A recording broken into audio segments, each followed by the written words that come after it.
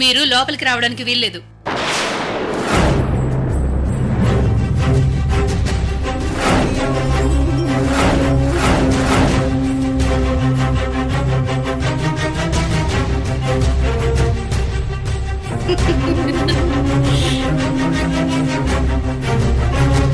హారతి ఇవ్వందే కొత్త కోడలు ఇంటి లోపలికి రాకూడదు, అందుకే ఆపాను.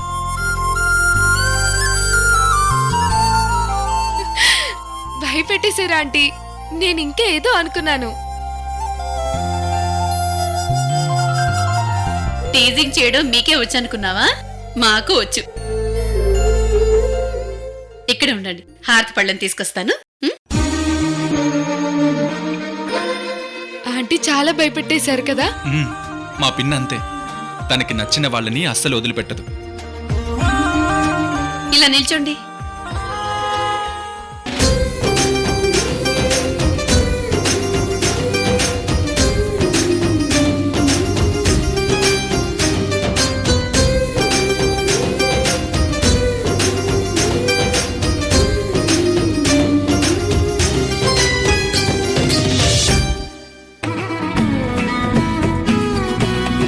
కుడిక లోపల పెట్టి లోపలికి రండి. రండి, వెళ్ళండి.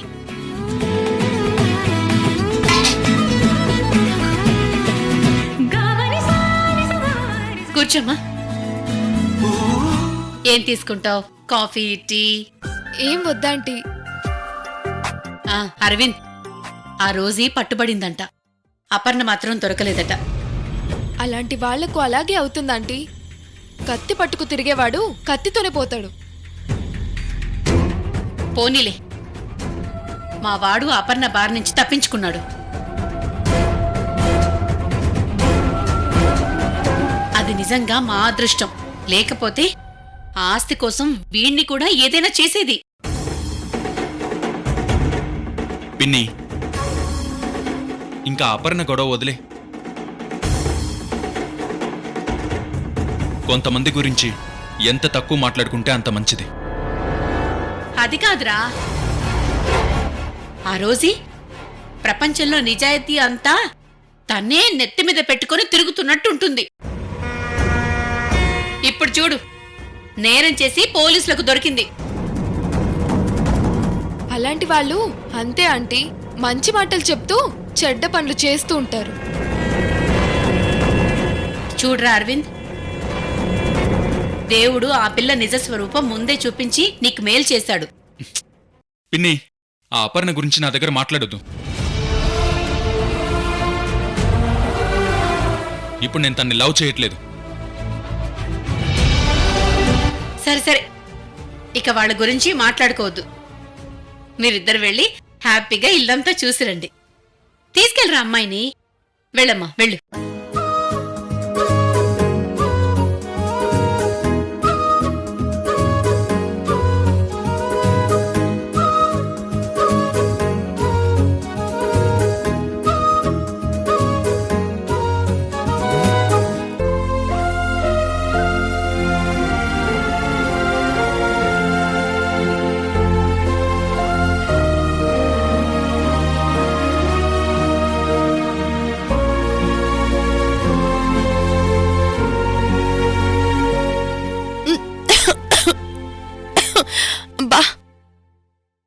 లక్ష్మణ్, ఏంటివన్నీ?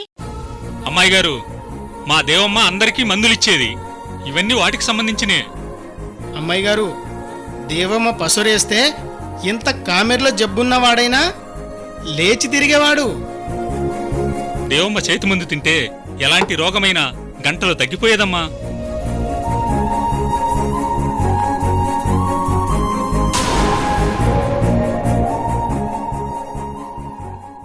మా అమ్మ వారసత్వమే నాకు వచ్చినట్టుంది. ఆవిడ ఆయుర్వేద వైద్యం చేస్తే నేను అలోపతి వైద్యం చేస్తున్నాను.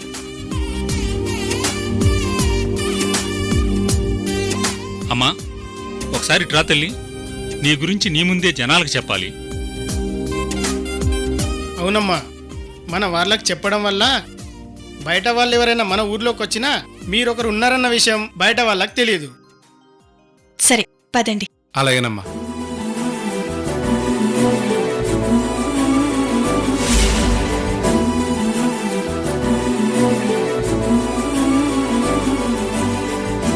చూడండి, మీకిప్పుడు దేవమ్మ కూతురి కథ చెప్తాను.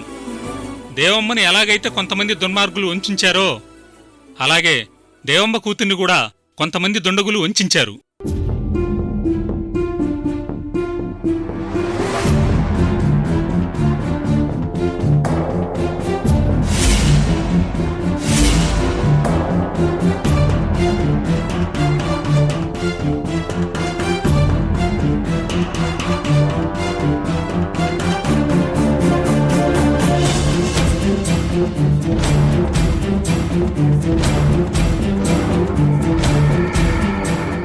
దేవమ్మ బిడ్డ కొంతకాలం మన ఊర్లను తలదాచుకుంటారు. ఈమె సొంత చెల్లెలే తనని పట్టుకోవాలని ప్రయత్నం చేస్తుంది. ఇంకో చెల్లెలు కోర్టులో వాదించి తనను బయటికి తీసుకురావాలని చూస్తుంది. వాళ్ళిద్దరికీ అమ్మాయి గారే తన సొంత అక్క అని తెలియదు.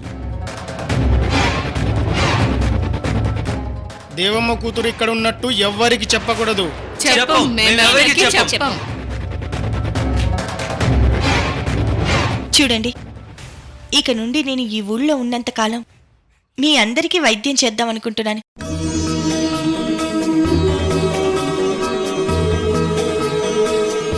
కానీ నాకు కొన్ని మెడికల్ ఎక్విప్మెంట్ కావాలి. అంటే థర్మామీటర్, బీపీ మిషన్ లాంటివి. అవి తెచ్చిపెట్టగలరా? అమ్మా, కొంతకాలం కిందట మా ఇంట్లో ఒక ఆర్ఎంపీ డాక్టర్ హాస్పిటల్ పెట్టాడు. తర్వాత ఏ గొడవలై హాస్పిటల్ వదిలి పారిపోయాడు. అక్కడ మీరడిగినవన్నీ ఉన్నాయి. అవన్నీ తెచ్చి ఇక్కడ పెడతాం. మీరు వైద్యం మొదలు పెట్టండి అమ్మాయి గారు. చాలా సంతోషం. ఈ రోజు నుంచి ఊళ్ళో ఎవరికి అనారోగ్యం వచ్చినా ఇక్కడికి రండి. సరేనమ్మా. దేవమ్మకి జై, దేవమ్మకి జై.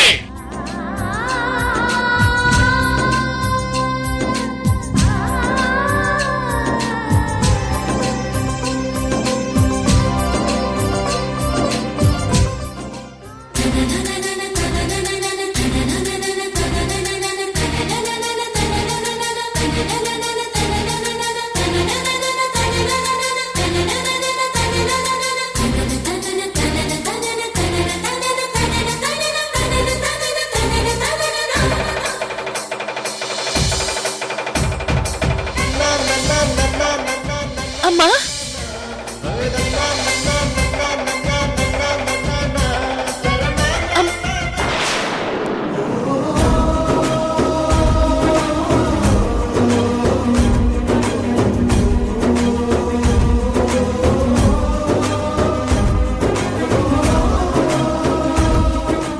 అమ్మ ఎక్కడికి వెళ్ళలేదు. ఈ ఊళ్ళోనే ఉంది. తన స్పర్శ నాకు తెలుస్తుంది. తన ఊపిరి నాకు తగులుతుంది.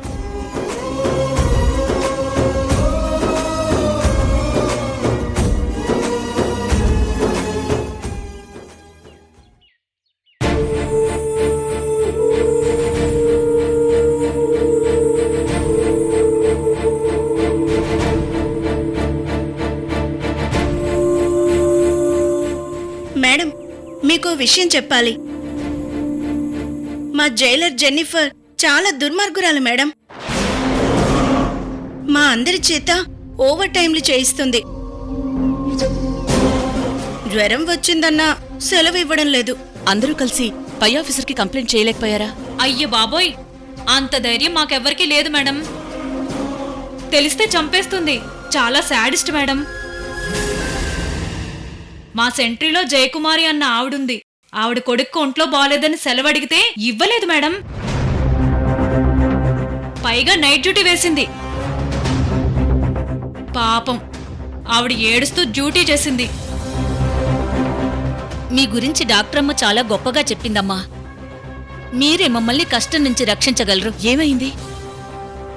మా జైలరమ్మ పెట్టే బాధలు భరించలేకపోతున్నాం. మమ్మల్ని నానా రకాలుగా హింసిస్తోంది. అవును మేడం,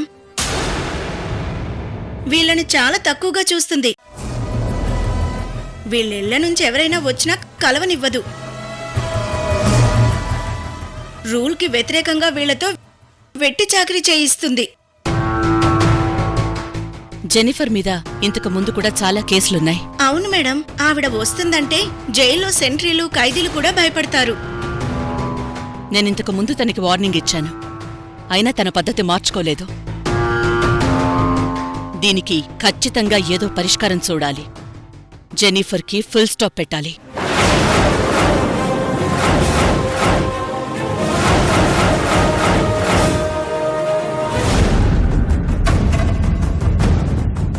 రోజు మేడంని ఎవరు ఎన్కౌంటర్ చేయబోయారో? దామినికి తెలియకుండానే ఇది జరిగి ఉంటుందా?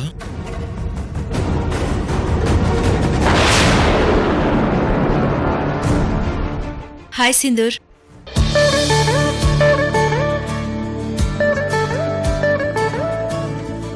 అసలు ఏం జరిగిందో ఈవిడ గారితోనే చెప్పిద్దాం. ఏంటి స్వామి మాట్లాడావు? ఎప్పుడూ గలగల ఏదో ఒకటి మాట్లాడుతూనే ఉంటావు కదా. నేను నీతో మాట్లాడను. నువ్వు అరవింద్ని సమర్థిస్తున్నావు కదా. అయితే ఏంటి? నువ్వు అపర్ణని సపోర్ట్ చేస్తున్నట్టే నేను అరవింద్కి సపోర్ట్ చేస్తున్నాను. అయితే మాత్రం మనం పోట్లాడుకుంటామా? ఎందుకు పోట్లాడుకోకూడదు? నువ్వు అన్యాయాన్ని సపోర్ట్ చేస్తున్నావు. నేను ఒప్పుకోను. ఒరేయ్, నువ్వు కూడా అలా అంటే ఎలారా? నాకే కష్టం వచ్చినా నిన్నే తలుచుకుంటాను, నీతోనే మాట్లాడాలనుకుంటాను.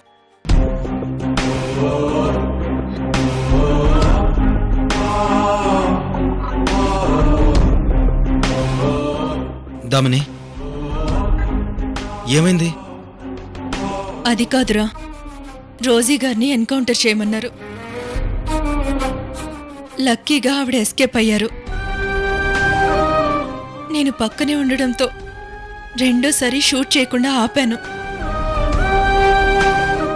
ఆ ఆంటీకి ఏమైనా జరుగుంటే అందరూ ఇదంతా నేనే చేయించాను అనుకునేవారు. అక్క జీవితంలో నాతో మాట్లాడేది కాదు.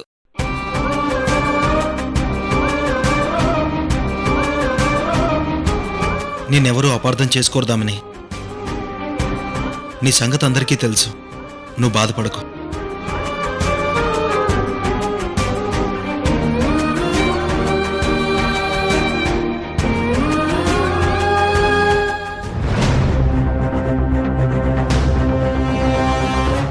మేడం మేడం, ఏయ్, ఎందుకు అలా పరుగులు పెడుతున్నారు? మెల్లగా రాలేరా? అది కాదు మేడం, నేను చెప్పే మాట వింటే మీరు కూడా పరుగులు పెడతారు. ఏమైంది? మన జైలుకి ఎవరైనా సూపర్ స్టార్ వచ్చారా? కాదు మేడం, ఉన్న స్టారే కనిపించడం లేదు. అవును మేడం, రోజీ గారు కనిపించడం లేదు.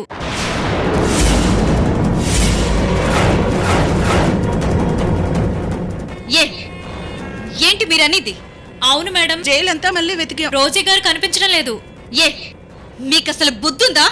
ఇలాంటి న్యూస్ ఇంత తాపిగా చెప్తున్నారేంటి? పదండి, వెళ్ళి వెతుకుదాం. పదండి పదండి.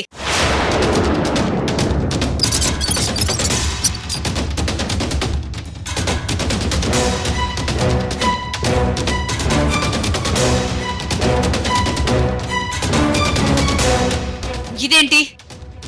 వేసిన తాళం వేసినట్టే ఉంది కదా. లోపల మనిషి ఎలా మాయమైంది? అది తెలియకే బుర్రలు బద్దలు కొట్టుకుంటున్నాం మేడం.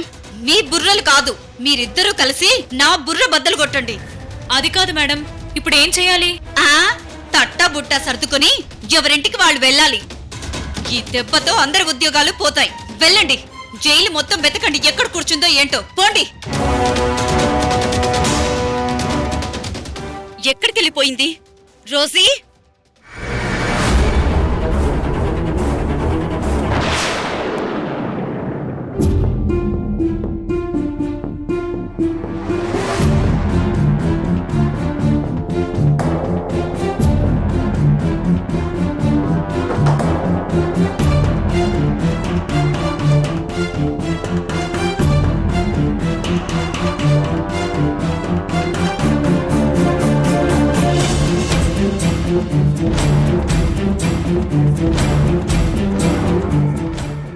అసలు రోజీ ఆశ్రమంలో ఉందని పోలీసులకు ఎలా తెలిసింది? ఆ చోటు అజిత్ గారికి, నర్మదకి, మహాలక్ష్మికి, లోకి, సింధులకి తప్ప ఇంకెవరికీ తెలీదు.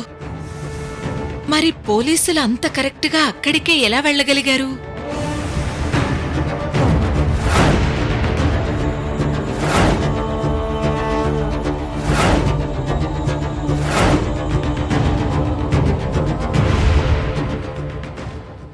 ఆ రోజు రోజీ ఆంటీని పట్టించిన సౌభాగ్య నంబర్ దొరకడం లేదే.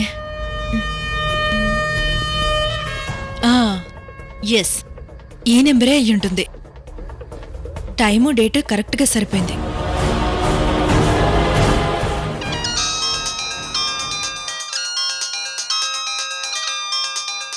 మోగేది నా ఫోన్ కాదే.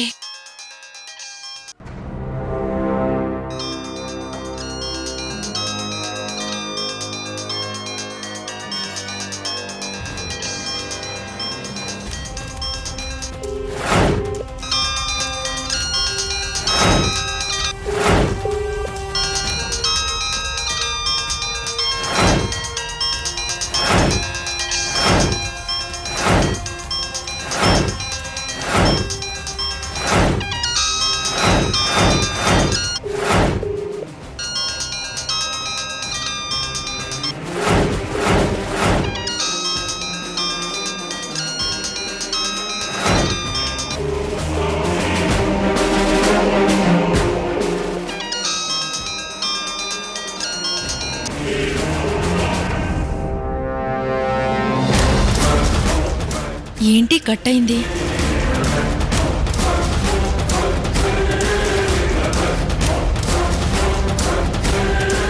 ఈ ఫోన్ ఎవరిది?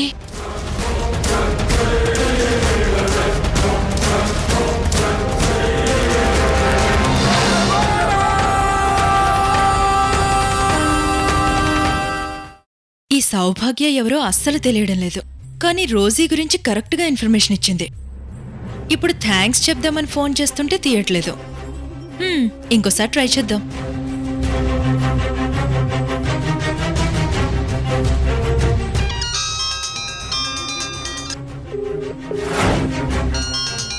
ఎవరో ఫోన్ చేస్తున్నారు. లిఫ్ట్ చేస్తే ఫోన్ ఎవరితో తెలుస్తుంది కదా.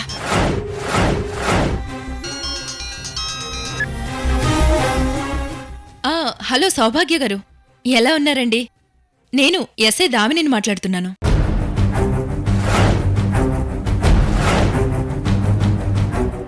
సౌభాగ్య? ఈ ఇంట్లో సౌభాగ్య ఎవరున్నారు? థ్యాంక్ యూ అండి. రోజీ ఎక్కడుందో మీరు చెప్పకపోతే మాకు తెలిసేదే కాదు. మీరిచ్చిన ఇన్ఫర్మేషన్ ప్రకారమే మేము ఆవిడ్ని పట్టుకోగలిగాము.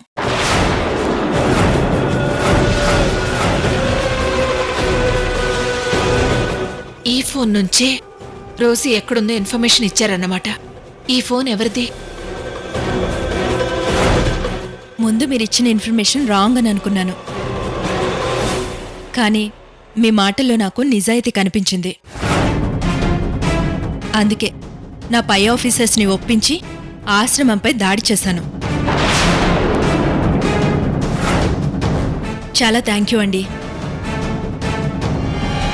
మీలాగే ప్రతి ఒక్కరూ బాధ్యతగా ఉంటే సొసైటీలో ఏ నేరాలు జరగవు.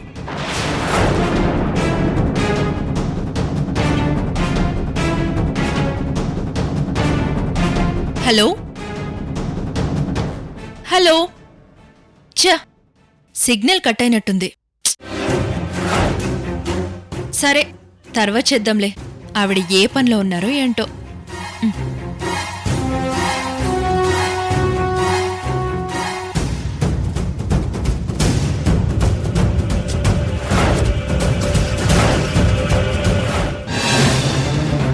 ఈ రోజీ ఎటుపోయిందో ఎలా పోయిందో.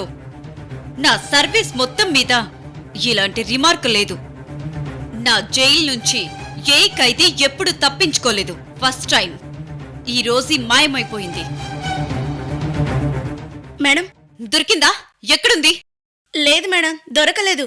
జైలంతా మళ్ళీ మళ్ళీ వెతికాం, ఆవిడెక్కడ కనిపించలేదు. ఛ! అసలు ఇంత పకడ్బందీగా ఉన్న జైలు నుంచి, తాళం వేసున్న సెల్ నుంచి ఎలా మాయమైంది? ఆవిడకేమైనా మంత్రాలు వచ్చేమో మేడం. ఏ మంత్రాలు లేవు, గాడిద గుడ్డు లేవు. అలాంటివి నమ్మకండి. నమ్మం మేడం, కానీ మీరే చెప్పండి, తాళం వేసిన సెల్ నుంచి ఆవిడ ఎలా మాయమైంది? నో నేను నమ్మను. మన సెంట్రీల్లోనే ఎవరో తాళం తీసుంటారు. సరే మేడం, ఇప్పుడు పై ఆఫీసర్కి ఫోన్ చేసి జరిగిందంతా చెప్పండి మేడం. అప్పుడే వద్దు, మళ్ళీ ఇంకోసారి జైలంతా వెతుకుదాం. ఈలోగా ఆవిడ దేశం దాటి వెళ్ళిపోతుంది మేడం. ఎస్, నువ్వన్నది కూడా కరెక్టే.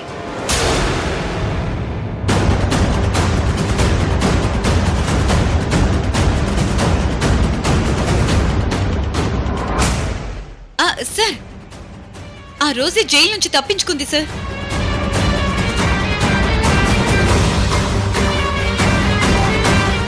సారీ సార్, అంతా వెతికాం సార్, ఎక్కడ కనపడలేదు. సరే అయితే త్వరగా రండి సార్. ఏమైంది మేడం? ఏమవుద్ది, ఎంక్వైరీకి 2 ఆఫీసర్స్ వస్తున్నారు. ఇక మన పని అయిపోయినట్టే.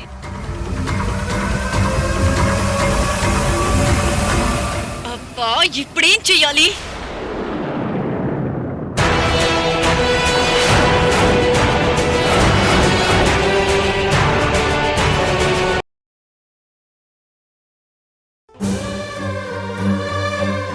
నీ గుండె చప్పుడు కూడా అపర్ణ అపర్ణ అంటోంది. ఇక నీ మనసులోకి ఇంకో అమ్మాయి ఎలా వస్తుంది? నా మీద నీ కోపం వచ్చింది. దాన్ని ఎలా బయట పెట్టాలో తెలియక ఇలా మరో అమ్మాయిని లవ్ చేస్తున్నట్టు నటిస్తున్నావు.